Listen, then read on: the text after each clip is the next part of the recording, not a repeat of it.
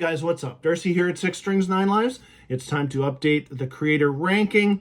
My previous one is probably well over 3 years old. It did not include the newest album from 2022, Hate Uber Alles. I would say it's highly unlikely you would see a new Kreator album, studio album, in 2024. A better possibility would be a new album in 2025. I believe they're trying to get away from that five-year gap in between albums. 3 years would be perfect. Keep the momentum going. I would love to see a new Kreator album in 2025. But in the meantime, we're going to take a look at all 15 of their studio albums. And before we get rolling, I'll just give you a little bit of background with Kreator and I've only been a huge fan since 2017, and that's only just gone up and up.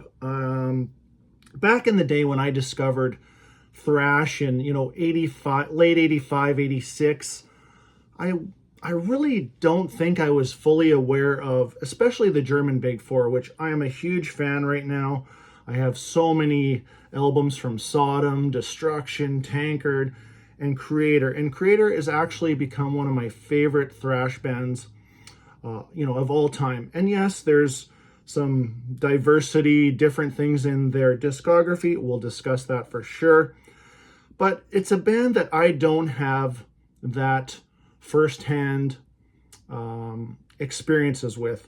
Back in 86, I was listening to, Master of Puppets, Peace Cells, Anthrax, Slayer, things like that.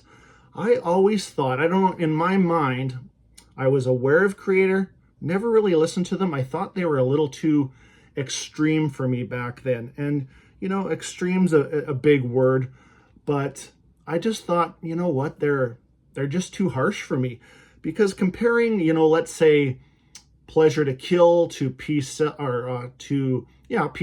or Master of Puppets, Metallica and Megadeth, those two albums are actually kind of tame compared to, a very aggressive, extreme aggression, whatever you want to say. But later on, I jumped on the bus, really discovered Kreator full on in 2017 with Gods of Violence. And then I just backtracked and got to know these albums over the past now going on 8 years. So with my ranking, it's, we'll go through the ranking.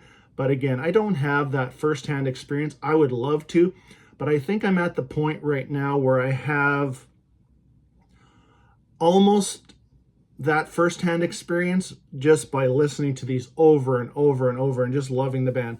Anyways, enough babbling, but a quick plug here before we get rolling. Kreator is, actually Nuclear Blast is releasing Kreator Enemy of God / Hordes of Chaos LP CD box set.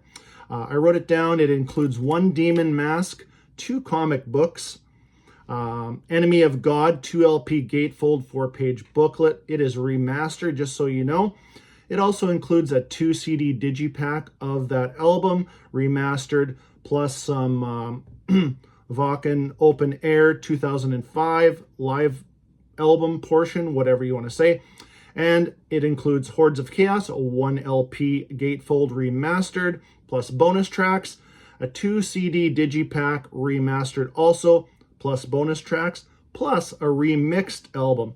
So if you want to hear the first track on that one, it's up right now. It's actually the title track. It's Moses Snyder remix. It sounds okay, but I'm kind of looking forward to hearing the whole thing, because to me, actually, there's nothing wrong with the original of Hordes of Chaos. But anyways, let's get rolling on the ranking. I already burned 4 minutes of your time. So we're going to start off. I'll tell you what, there is the bottom 2. I don't go back to that often, but there's nothing I outright dislike as an album musically. There's some vocal issues and stuff. We'll talk about that, but let's get rolling. Coming in at number 15 is their 7th overall studio album from 1995, Cause for Conflict. Now, since my last ranking video, I've went all out on the vinyl. I just pretty much, well, I picked them all up. I actually anyways, we'll move on here. Cause for Conflict. So if you know the band and you know their history, this would be the last one to feature Frank Goschik on guitars, Blackfire. He's now a member of Sodom, which I'm spinning in the background. This album would be the first to feature Christian Geisler on bass. He stayed for 8 albums. But this one I do have trouble with. There is some really good songs on here, but the vocals on here, I kind of think of Millie as there's 4 stages of his vocals. There's that early stuff, you know, blackened thrash, you know, Venom, Bathory inspired, to, you know, the earlier harsh stuff, which I don't mind at all, to this. And then there's a modern day Millie where he's kind of found a real groove for me anyways, and some of you other fans. But there's some good tracks on here, but the vocals on here are probably the thing that bothers me a bit. They're actually a bit irritating, for lack of better words. They're kind of barked or shouted, but there is some really good tracks on here, Isolation being my favorite track. But there is number 15, Cause for Conflict, and there was actually a lot of conflict in the band too. This is the only album that doesn't feature Jürgen or Venter, Jürgen Riel, Venter on drums. He's on all the rest. Coming in at number 14 is their 6th overall studio album from 1992. And remember that year, 1992. Bands were trying different things. They're experimenting. And that is a key word for Cause for Conflict. And this album, Renewal, coming in at number 14. 6th overall studio album. Experimental / a little bit of industrial. You know, it's not, to me, it's not like Marilyn Manson type of industrial. But they definitely tried things on here. The album cover is quite obscure, but just not one of my go-tos. I've been trying hard to absorb this album and get what they were trying, but it's, like I said, it's just not one that I go back to that often. But again, some great tracks on here, and then there's some stuff I just don't care for. But Karmic Wheel, good song, but I think my favorite song on here is Europe After the Rain. There is number 14, Renewal from 1992. And you do see a lot of Kreator rankings. And if you were expecting to see Endorama dead last, no, that is not going to happen, but they're a little bit of foreshadowing. But coming in at number 13 is their 8th overall studio album from 1997, Outcast. And you know what? This one I do go back to quite often. There's even stuff on here they still play live, like Phobia is a mainstay. This would be, who do we have on here? Tommy Vetterli on guitars. You know, multiple lineup changes. I will try to mention those as I go. Leave This World Behind, Black Sunrise. That would be another one to check out for sure. But yeah, Enemy and where is that?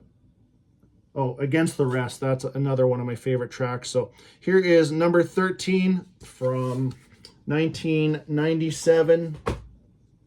So the kind of the 90s Kreator gets, you know, definitely the most experimental or some industrial vibes. But coming in at number 12, and this one, I had to put it somewhere, but here is their debut album, Endless Pain, from what year? It was 1985. This is just raw. Nowadays, this actually reminds me of, you know, what a band like Hellripper's doing with the vocals, things like that. And believe me, I do not dislike this album a bit. Like I said, it had to go somewhere, but they just, you know, they hadn't found their groove at this point. But, you know, Millie Petroza is 56 years old, only a year older than I am, I think turning 57. At this point, 1985, this guy is probably 18 years old. This is phenomenal for, you know, a bunch of 18-year-olds. Some great tracks on here. And this is where Millie and Venter, they shared vocals. I think it's almost 50-50. But, you Yes, Storm of the Beast, Tormentor, Son of Evil. I love the start of the song Dying Victims. It's actually like almost like a throwback, and then into the thrash. This is more, I don't know if you want to call it blackened thrash to begin with, go ahead, but definitely a decent album. Coming in at number 12 and coming in at number 11, to me this is an album that absolutely grew on me. And you know what, looking at this 15 album discography, I don't mind variety. They tried some things did not work. You go to your favorites, you go to the, oh, I love the modern era, I love the, you know, the beginning, the mid stuff is shit, but you know what, go back and give it a try. Coming in at number 11 is Endorama. To me, this is underrated. Yes, it has the gothic vibe. I wouldn't say it's, you know, super over gothic-y or overblown. I do know the band Paradise Lost, you know, not as good as some of you guys do, but there's definitely that vibe, especially on a song like Everlasting Flame.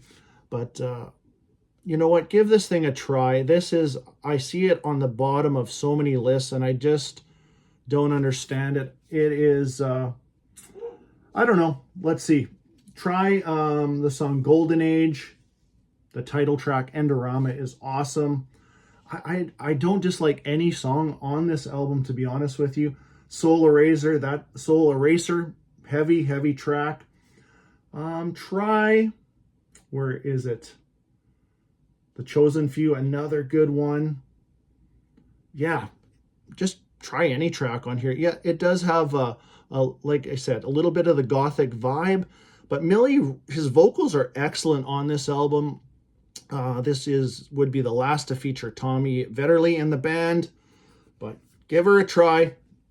I enjoy it. That I actually go to that album more than you would think. It's definitely a regular spin. Coming in at number 10 would be their comeback album from 2001, and you're getting into these albums where they could flip-flop for you guys. There's just so many good albums. Back on track as far as, you know, the thrash goes. 2001's Violent Revolution. What else can I tell you about this? Andy Sneap production. It is some solid, really good production. First to feature Sammy on guitars, lead guitarist, phenomenal lead guitarist. The solos are so good. He is in the band to this day. Favorite tracks to check out on this one. Actually, the title track is awesome. Where are we? Ghetto War. That one always sticks out in my mind. And the lead-off track, Reconquering the Throne, which I thought that's kind of a weird position. What Kreator has done on probably their last 3 albums is they have a little intro, which the second track on here is the Patriarch into Violent Revolution, but Reconquering the Throne really is a statement of, hey, we're back. We're going to reconquer the thrash throne. And hey, they were well on their way on this album. Definitely, if you are newer to Kreator, these more modern albums might be easier for you to digest and then kind of move into some of the other stuff. And it's kind of what I did in a way, but I'll tell you when we get there. But there is my number 10, Violent Revolution, 2001. Coming in at number 9, 13th overall studio album, is Phantom Antichrist from 2012. Now, this one has got some great tracks, but I think it does drop off a little bit near the end. But again, here's that intro, Mars Mantra into Phantom Antichrist, which is a top-notch Kreator song. If you've never heard the title track to that one, try that. Death to the World, United in Hate is another great song. And The Few, the Proud, the Broken, check that one out too. So this is their first on Nuclear Blast, like I said, released in 2012, and coming in at number 9. Coming in at number 8 is their third overall studio album from, what year did this one come out? 1987. you know what? Like I said earlier in the video, I wish I had those firsthand experiences. I wish this would be one of the bands that if I could go back in time and, follow them each release after each release, that would be cool. But unfortunately, that didn't happen. But I'm into these albums now. So what did I say? This is Terrible Certainty, third overall studio album. So they're really getting into a groove here. The vocals are harsher, and like I pointed out earlier, versus like a Metallica or Megadeth, and even harsher than Slayer in the vocal department. But they grow on you, and even though I only really discovered Kreator on one of their newer albums, I've learned to love these ones. Check out the track Storming with Menace. That is definitely one that sticks out. Let's name one else. Toxic Trace. Yeah, or actually this whole album just crushes. A thrasher piece, if you will. But coming in at number 8 is Terrible Certainty. Coming in at number 7 is their newest studio album from 2022. Hate Uber Alles, 15th overall studio album. Now this one, I pretty much love the whole album. When I first heard the first single, whatever they released, Hate Uber Alles, I played that thing over and over. I thought it was really good. Great lead-off track. They do have that intro, which is Sergio Corbucci is Dead, kind of just a nice little intro, and then just a big scream by Millie right into that. Killer of Jesus, great track. Crush the Tyrants, kind of just a more mid-paced builder. Strongest of the Strong, becoming immortal is kind of like a throwback of the history of Kreator, things like that. History of their their musical journey. There's a cool video to that one too. What else? Demonic Future. Pride Comes Before the Fall. So check that one out if you haven't. The newest one, coming in at number 7. Coming in at number 6 is an album I really enjoy. I actually really enjoy the production on this one too. And that's one thing that Kreator's done over the years. Excuse me. Mouth is dry from talking. They've used different producers like Randy Burns, Andy Sneap. Next one, Moses Snyder, Jens Borgen, I think that's how you pronounce his name. So they've changed it up. They haven't just stuck with the same guy for 7 albums in a row. But back to the ranking, coming in at number 6, Hordes of Chaos. This is their what I wrote it down here, 12th studio album, 2009. So this is one of, if you don't have this one, this is part of that box set I was telling you about earlier. Now, production-wise, I do like this one because this is the one, the album that came after Violent Revolution, Andy Sneap, Enemy of God, Andy Sneap, and then we go to with a different producer, Moses Snyder. And this one has more of a, well, it definitely has more of a live feel because they actually recorded the music live in the studio. They're all playing together, not somebody going in and just doing their parts. Only the vocals and the solos were added in after. So you can definitely tell or feel that vibe. Check out the tracks. I'll give you a couple that I absolutely love, which is War Curse. The title track's really good. Hordes of Chaos. Destroys What Destroys You. Great track too. Wrapping it up with Demon Prince. I think this album is right in the pocket of 39, 42 minutes, kind of just a perfect length. If you have not checked out some of this more modern Kreator, go for it. Hordes of Chaos, I would recommend. That is my number 6. Coming in at number 5, this is one that you would think maybe I wouldn't have as high up the list because I am I guess in the scheme of things, a newer fan, you know, only really discovering them in 2017. Maybe I said 2007 before, I don't even know. But anyways, here is my number 5, Pleasure to Kill, second studio album from 1986. Now, 1986, a huge year for me, but I wasn't aware of Kreator, and if I would have played this or bought this, again, I probably would have thought at the time maybe those vocals were a little too harsh for me, because I think that would have been kind of the stumbling block. The music is excellent, it's fast, it's thrashy, but like I said, I'd love to go back and you know, redo it, but I can't. But there is some great tracks on this, and it is one that I do spin quite often. Choir to the Dam, that kind of building intro right into Ripping Corpse. Pleasure to Kill, title track, awesome. And Riot of Violence, another one to check out. And the last track, Under the Guillotine. So there is my number 5, Pleasure to Kill. Number 4, now this is kind of the real discovery, and I absolutely love this album. This is Gods of Violence, coming in at number 4. 14th studio album from 2017. Actually, my album of the year for 2017, just edging out Overkill's The Grinding Wheel. But I play this one quite often.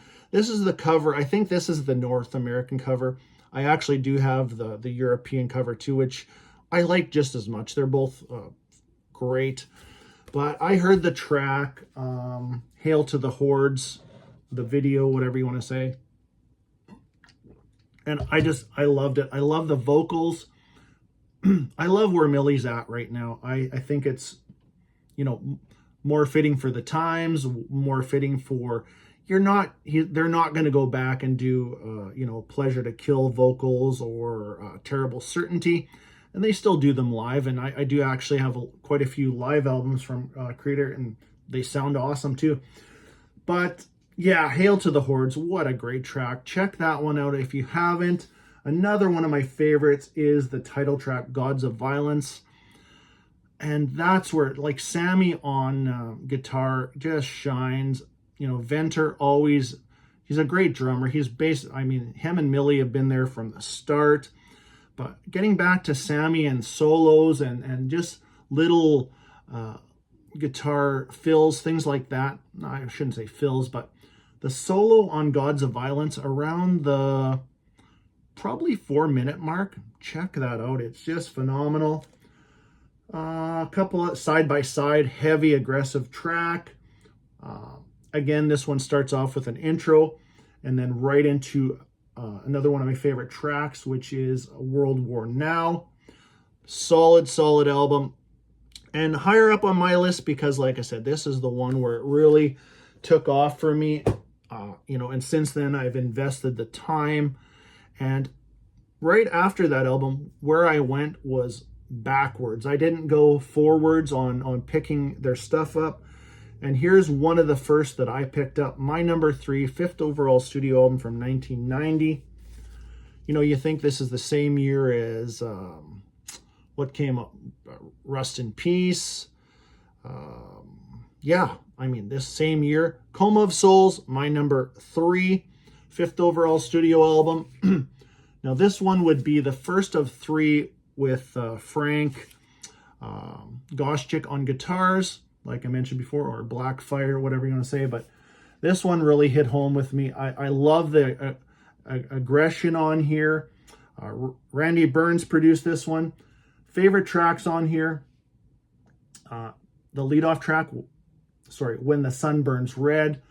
There's a deep track on here I absolutely love, and that is Material World Paranoia. I just love how Paranoia. He just, you know, not barks it, but just harsh screams it out. People of the Lie, the title track, also a great track. Agents of Brutality, first track on side B. But there's my number 3, leaving 2 more. And if you're keeping track or keeping score here, there is one newer album that has not appeared yet on this list. And that is their 11th studio album from 2005, Enemy of God. I've said this before. This is, to me, the best of the new and old Kreator. This is heavy, aggressive. Yeah, this might be the one I would say, hey, check out Kreator, check out Enemy of God.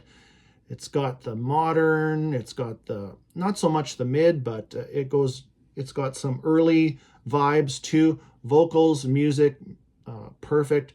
And this one is part of that set that I was mentioning earlier in the video. But yeah, title track, awesome. Impossible Brutality, another one. Another favorite song of mine on here is Suicide Terrorist. Check out that one. That one's on fire. What else? Just so many great tracks on here. I'd say World Anarchy, Dystopia. But this one starts off with a bang with Enemy of God, Impossible Brutality, and Suicide Terrorist. It really sets the pace. Hooking up with Andy Sneap for the second time in a row. And yeah, they haven't since. Hey, maybe they'll get him for the new album in 2025, hopefully. But yeah, there's my number 2, Enemy of God. Wrapping it up. And like I said, if you're keeping track at home, you already know what's number 1. And here it is. Number 1, this is from 1989. Wish I would have knew about this album in 1989. I was listening to stuff like And Justice for All, but just a great album, Extreme Aggression, produced by Randy Burns. And I'd say this is their bigger North American breakthrough album. But this one, being a fan of or just discovering them on more of the modern stuff and going backwards, this is where I went. I went to Coma of Souls and Extreme Aggression, and definitely reflecting in my ranking of where they are. But this one I also go back to quite a bit. But yeah, let me know in the comments, are you a fan from this point on? Did you hang on for the full ride? Is this one of your favorites? But the title track, No Reason to Exist, Love Us or Hate Us, another great one. But my favorite track on here would be Betrayer. That's just Kreator at its finest, a song that they still play live to this day. But there is my number 1. I hope you enjoyed this rundown of one of my favorite thrash bands. And I can say of all time, they are up there. They're up there with the Overkills, the Testament, Sodom, Kreator stuff. Absolutely love this stuff. Great variety in their discography. I encourage you to check out, any era of the band. And these guys are still fairly young. I honestly still think they have 3 or 4 more albums left in them. That would be cool. Would love to see them live. I hope they one day make it to Canada or somewhere close that I could actually go see them. But like I said, hope you enjoyed that one. Until next time, stay heavy.